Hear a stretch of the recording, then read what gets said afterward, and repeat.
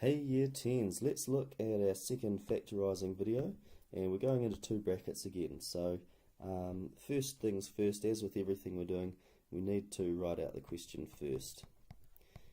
Okay, now because we've got this x squared here, we know we're going to be factorising into two sets of brackets.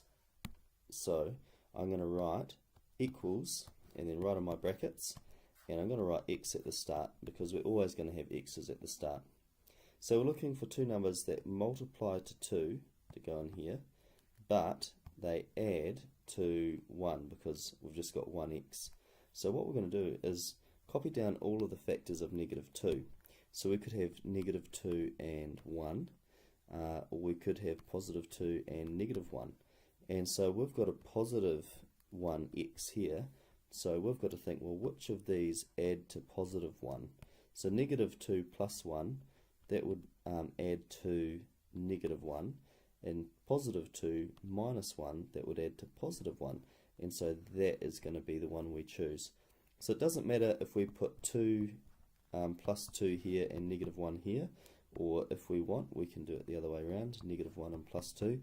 That doesn't matter. What matters is that we've got the -1 and the +2 and not the other option that we could look at. Okay, so that's fully factorised. You're finished. That's your answer. You can move on to the next one. So here is our next one. So first step is writing it out. X squared minus 9x plus 20. And our next step is factorising it. So two sets of brackets. And we're going to draw x at the start of our brackets, and then we're thinking of numbers that multiply to 20. So I'm going to write them out over here. So we've got 20 and 1, and we've got 10 and 2, and we've got 5 and 4, and that's it. Now because we've got a negative here, we also need to think about negative factors that times to 20.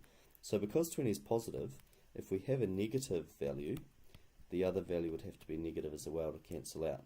So -20 and -1. We could have -10 and -2. We could have -5 and -4.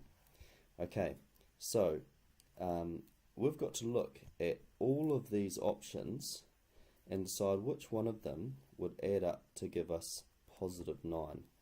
So let's add them all up and see what we get. So this one here would give us 21. This would give us 12. This would give us 9. This one would give us -21. This one would give us -12. And this one would give us -9. And that's what we're after. We're after -9. So that's our pair of numbers that is going to work. So let's write them in. So we've got -5 and -4.